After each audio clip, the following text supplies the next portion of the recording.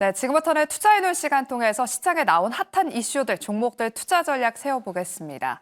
오늘 함께할 두 분은요, 올리온 컨설팅의 윤혜림 대표, 나도 투자자문 이재규 본부장 두 분과 함께하겠습니다. 어서 오세요.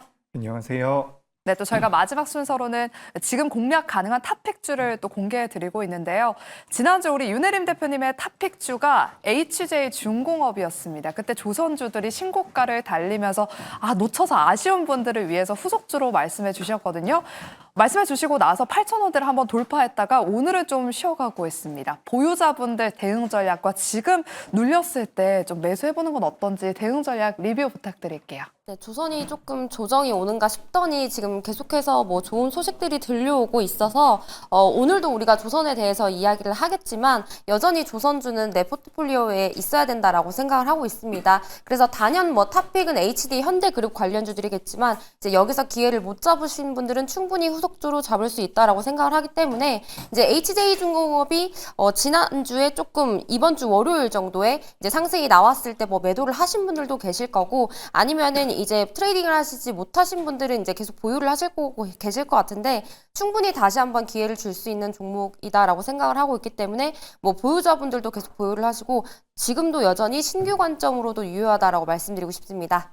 네, 후속 조선주로 HJ중공업 앞으로 계속해서 눈여겨보시기 바랍니다. 오늘도 두 분의 탑픽주를 한번 기대해 보도록 하겠고요. 마지막 순서로 공개해 보겠습니다. 네, 그럼 저희가 섹터별로 투자 전략 한번 세워보도록 할게요. 먼저 반도체 이야기부터 나눠보겠습니다. 어제 시장이 쉬어갔을 때 어제 우리나라 4월까지 수출 데이터가 공개됐습니다. 반도체가 또 한 번 역대급 수치를 기록하면서 3개월 연속 플러스를 기록했는데요. 하지만 미국 비중 수출 규모가 크게 줄어들면서 5월 이후 수출 실적에 경고등이 켜졌습니다. 윤혜림 대표님, 이 미국 비중이 줄어든 이유가 관세 때문인지 그 이유가 좀 궁금하고요. 오늘 반도체 탑2 대장주들의 흐름을 보니까 삼성전자는 외국인이 오늘도 팔면서 한 1%대 하락세를 보이고 있고요. SK하이닉스는 오늘 외국인과 기관의 동반 수급, 특히나 외국인이 좀 많이 사면서 지금 4% 넘게 장중 최고치를 또 경신하고 있습니다. 반도체 대장주들의 대응 전략도 세워주실게요. 일단은 지금 반도체 같은 경우는 또 모건 스탠리가 이런 이야기를 했었죠. 지금 뭐 빙산의 일각이다. 사실 관세 때문에 우리가 1분기에 미리 좀 사둔 거기 때문에 지금 뭐 실적에 환호하지 말아라. 우리가 앞으로는 어떻게 될지 모르겠다라고 하면서 반도체가 계속 이제 관세 노이즈들이 아직까지 나오고 있습니다. 하지만 굉장히 심했던 지점을 지나가는 단계다라고 조금 보고 있고요. 그래서 지금 미국 시장만 봤을 때도 우리가 미국 시장도 계속 뭐 흔들렸다가 다시 상승을 했다가 정말 갈피를 못 잡는 부분이 결국 이 관세 이슈가 계속 불확실성이 존재하기 때문에 좀 이렇게 투자가 어렵다라고 생각을 하고 있습니다. 그런데 우리가 좀 그냥 단순하게 생각을 해보면 지금 AI 데이터 센터 그리고 에너지 수요가 여전히 큰 폭으로 성장을 하고 있습니다. 그래서 이제 미국 시장도 조금 꺾일 때쯤 다시 AI 관련주들이 강세를 보이고 있죠. 그래서 뭐 관세 이슈가 계속 될 수도 있고 뭐 이 부분에 있어서 매출이나 영업이익이 낮아질 수도 있지만 결국에는 이 수요에 대한 이런 뭔가 불확실성은 없고 여전하다라는 걸 보여주고 있기 때문에 HBM 시장은 여전히 호황일 거다라고 긍정적으로 보고 있습니다. 그래서 뭐 상반기는 계속해서 노이즈가 나올 거라서 반도체의 뭔가 강력한 상승은 여전히 하반기에 나올 것이다라고 보고 있기 때문에 결국엔 우리가 이렇게 노이즈가 나올 때, 하락이 나올 때 사야 된다 관점은 여전하다라고 말씀을 드리고 싶습니다. 그리고 이제 저희가 5월에 돌입을 했죠. 이제 5월 같은 경우는 1년을 두고 봤을 때 우리가 가장 수익률을 낮은 달로 조금 연휴도 많이 있기도 하고 투자가 좀 전반적으로 어려운 시장이기도 합니다. 그래서 뭐 정책 모멘텀도 아직 있기 때문에 이쪽으로 수급이 올릴 수도 있고 조금 투자가 어려운 시장일 수도 있기 때문에 여전히 반도체는 뭐 삼성전자, SK하이닉스 투탑을 보고 봤을 때는 우리가 이제 6월 이후 대선 이후에는 다시 한번 좀 전반적으로 우리나라 시장이 상승할 거다라고 긍정적인 관점으로 보고 있어서 여전히 이렇게 박스권이 주어질 때 급락 혹은 하락에 여러분의 포트폴리오를 분할로 담으셔라라고 긍정적으로 말씀드리고 싶습니다. 네, 여전히 반도체 대장주들은 지금 분할로 들어가 봐야 되는 구간이다라고 말씀을 해주셨습니다. 예, 그리고 오늘 반도체 소부장 내에서는 이수페타시스의 급등이 눈에 띕니다. 앞서 영민한 투자에서도 지금 공략 가능한 원샷 스페셜 종목으로 공개가 되기도 했는데요. 현재도 16%대 급등세를 보이면서 37,000원 선을 훌쩍 넘었습니다. 주주 환원 정책 확대와 함께 미중 갈등 최대 수혜주로 꼽혔는데 이게 개별적인 이슈이다 보니까 이게 소부장 전반적으로 훈풍을 불어 넣을 수 있을지 조금 의문이 들긴 하는데요. 이재규 본부장님, 네. 개별 호재잖아요. 네. 소부장 쪽은 어떻게 바라보시는지 참 궁금하고요. 그리고 소부장 안에서 모아간다면 어떤 모멘텀을 가진 쪽에 집중을 해봐야 될까요? 일단은 개별적인 모멘텀으로 우리가 좀 봐야 되지 않을까 싶습니다. 오늘 뭐 SK하이닉스가 올라오고 있어서 반도체 전반적으로 주가 흐름이 견고하게 나오고 있지만 이수페타시스 같은 경우는 그 경쟁사들의 공장이 굉장히 많은 기업들의 공장이 중국 쪽에 있다라고 해요. 그래서 이제 그에 따른 반사이익을 받을 수 있다라는 분석들이 나오고 있습니다. 게다가 1분기, 2분기로 진행이 되면서 우리가 ASP라고 이야기를 하죠. 그래서 평균 판매 단가가 높아지는 물량들을 이제 주력 상품으로 생산을 하고 있는 부분이라서 이런 부분들이 시장에서 부각이 되고 있는 것 같습니다. 그래서 일단은 이수페타시스가 독보적인 영역을 가지고 있다라고 이야기를 할 수 있는 부분이 우리가 MLB라고 이야기를 많이 하죠. PCB랑 비슷한 건데 기술력이 좀 더 많이 필요하고 객단가가 굉장히 비싼 부분이다. 이렇게 좀 생각을 해보시면 좋을 것 같습니다. 그래서 오늘 좋은 주가 흐름이 나오고 있고요. 오늘 뭐 유상증자 관련돼서 물량이 상장이 됐음에도 불구하고 좋은 모습이 나오는 것은 전 전반적으로 좀 긍정적인 의견을 드리고 싶습니다. 다만 이제 반도체와 관련되어 있는 종목군들이 모두 다 올라갈 수 있을까라고 한다면 전 조금 우려되는 부분은 있어요. 왜냐하면 모든 종목군들이 다 올라가기에는 지금 시장의 수급이 좀 부족하다라고 생각을 하고 있거든요. 그래서 우리가 뭐 당연한 이야기지만 반도체 이야기할 때마다 매번 이렇게 말씀드리는 것 같아서 좀 죄송한데 종목별 선별을 잘해야 된다라는 말씀 드리고 싶고요. 그리고 오늘 제가 이제 좀 눈여겨보고 있다라고 말씀드리고 싶은 기업은 제우스라고 하는 기업입니다. 이 기업 같은 경우는 세정 장비를 생산하는 기업이다라고 보시면 좋을 것 같고요. 거기서 이제 추가적으로 HBM 쪽이라든지 로봇 쪽에 대한 신사업을 영위하고 있는데 로봇 쪽에 대한 매출도 계속해서 잡히기 시작을 한다라고 보시면 좋을 것 같아요. 그래서 우리가 지금은 뭐 기업마다 가지고 있는 장단점이 있겠죠.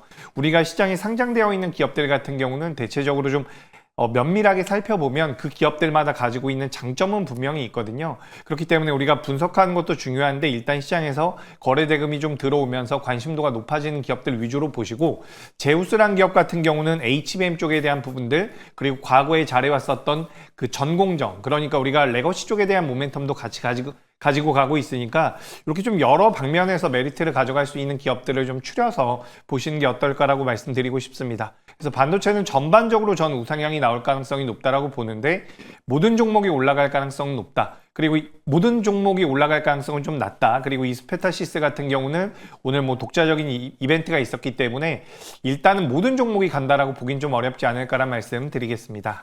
네, 반도체 소부장도 종목들의 옥석 가리기가 중요하다라고 말씀을 해주셨는데 제우스라는 세정 장비 기업을 오늘 특징주로 꼽아주셨습니다. 최근 또 외국인의 수급도 확인되고 있는 만큼 제우스 관심 종목으로 지정해 두시고 한번 눈여겨보시기 바랍니다. 다음으로는 저희가 전력 섹터와 조선주 오늘 잘 가고 있어서 이야기 나누어 보도록 할게요. 어제 우리 국내 증시가 하루 쉬는 사이에 미국 빅테크 기업들이 좋은 실적을 발표했습니다. 저희가 자료를 하나 보도록 할게요. 마이크로소프트와 메타가 호실적을 발표하면서 AI 수요가 여전히 강하다고 컨퍼런스 콜에서 한 목소리를 냈습니다. 마이크로소프트는 데이터 센터 확장 계획을 강조했고요. 메타도 데이터 센터의 확충을 가속화할 전망이다라고 밝히면서 각각 7%, 4% 넘게 강세로 마감을 했습니다. 윤혜림 대표님, 국내 변압기 대표 종목들도 이제 1분기 실적을 속속 발표하고 있는데 종목 옥석 가리기가 참 중요해요. 요즘 지수가 좀 쉬어가다 보니까 종목 장세여서 옥석을 잘 가려내는 게 중요한데 오늘 뭐 산일전기 이런 종목들이 잘 가고 있거든요. 어떤 쪽을 봐야 될까요? AI 투자에 따른 실질 수혜주 꼽아주시죠. 우선 일단 지금 미국도 그렇고 우리나라도 그렇고 이제 전력 설비주들 좋습니다. 그리고 이제 변압기 수출이 늘어났다는 소식이 이어지면서 오늘도 좀 좋은 장세를 보여주고 있는 것 같아요.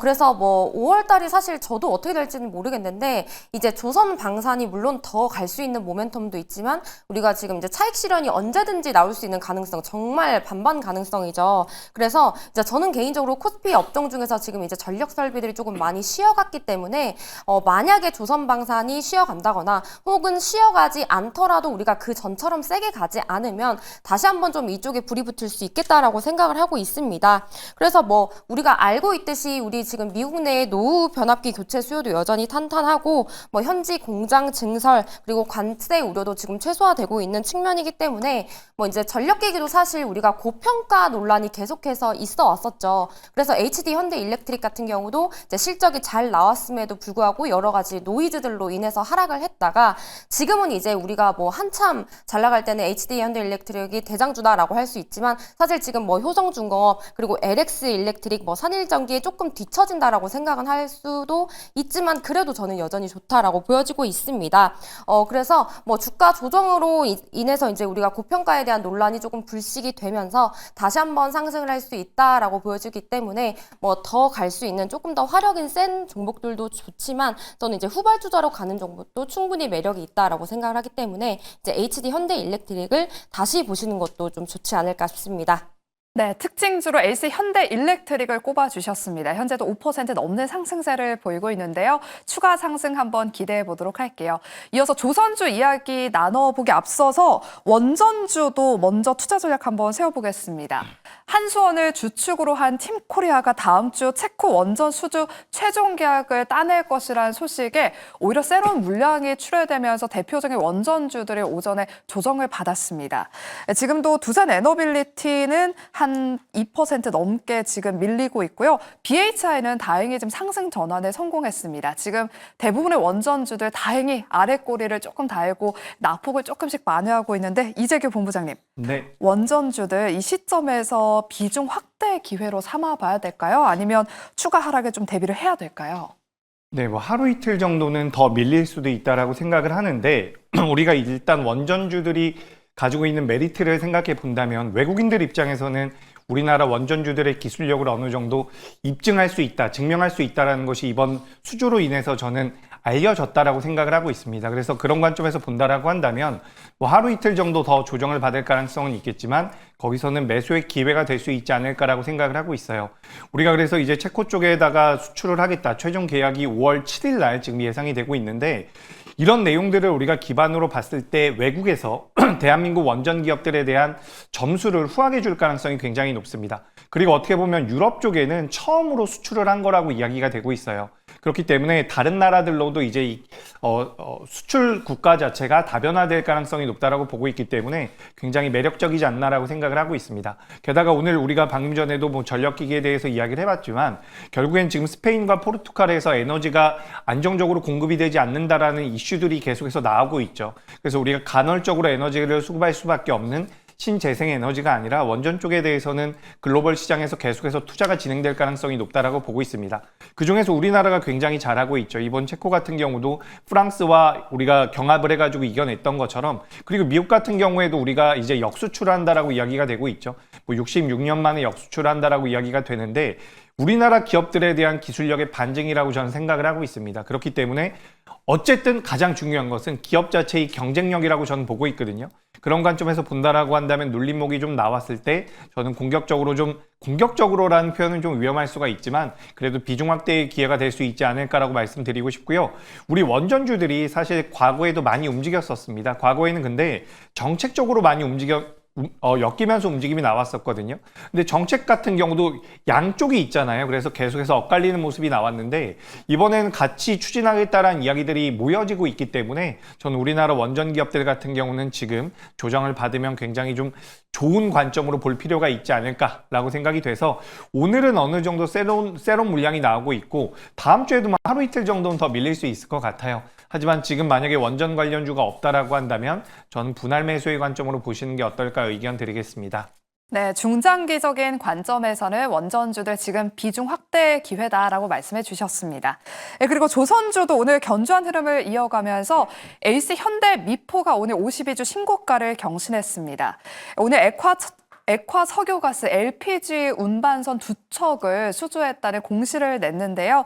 최근 매출액의 한 4.58% 정도의 규모라고 합니다. 윤혜림 대표님. HJ중공업을 후속주로 말씀해 주셨어요. 그러면 HD, 현대미포 같은 이런 대표적인 조선주들 신고가 랠리를 쓰고 있는 종목들은 어떤 대응 전략이 필요한지 조선 섹터 전반적으로 좀 전략 짚어주시죠. 일단 뭐 조선주에서 단연 탑픽은 이제 HD 현대그룹주, 뭐 HD 현대미포, HD 현대중공업, 뭐 한국조선해양이 다 해당이 될 것 같은데 지금 이제 신고가에서 사람 말을 못하기 때문에 뭐 당연히 보유 중이신 분들은 이제 매도하실 이유가 없다라고 말씀을 드릴 수 있을 것 같고 결국엔 지금 계속해서 우리가 조선 방산에 대한 질문이 나오는 게 이제 지금 보유하지 않으신 분들은 과연 어떻게 해야 되냐라는 관점에서 좀 이야기를 많이 나누는 것 같아요.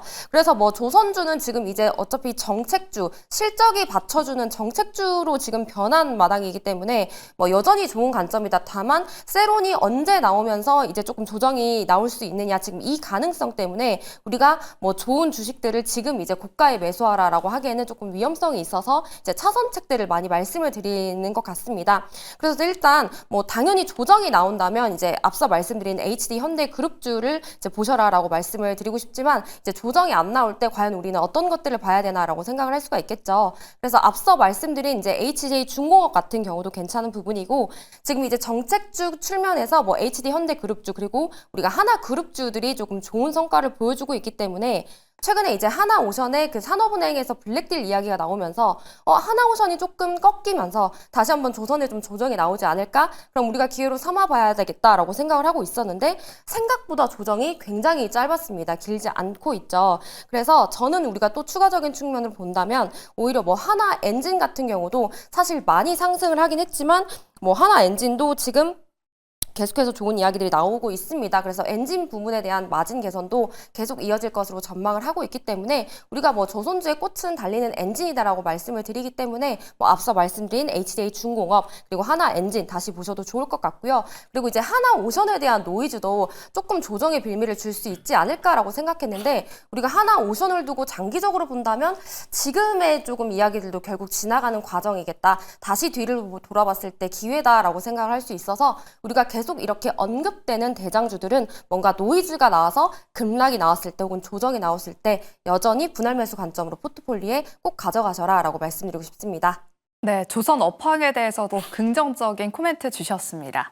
다음으로는 저희가 비만 치료제 진단을 한번 해보도록 할게요. 최근 비만 치료제 안에서 대장주로 거듭나고 있는 인벤티지랩이 한 일주일 만에 지금 80%대 상승률을 보이고 있습니다. 오늘도 20% 넘게 급등하면서 네, 52주 신고가를 기록했는데요. 이재규 본부장님, 네. 인벤티지랩이 가니까 오늘 후속주 안에서 뭐 D&D 파마텍, 라파스, 올릭스 같은 종목들이 강한 빨간불 을 켜고 있습니다.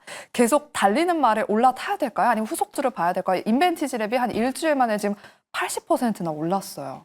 네, 뭐 이제 말씀해 주신 것처럼 단기적으로 너무 많이 오른 게 아닌가라고 생각이 됩니다. 물론 주가라는 게 달리는 말이 더 갈 수도 있지만 이제 개인 투자자분들 입장에선 지금 따라붙긴 좀 부담이 되지 않을까라고 생각이 되거든요. 그래서 우리가 뭐 계속해서 주사제에서 장기 지속형에서 경구제까지 계속해서 이야기가 나오고 있는데 오늘 보니까 라파스라는 기업이 오랜만에 변동성이 좀 나오더라고요.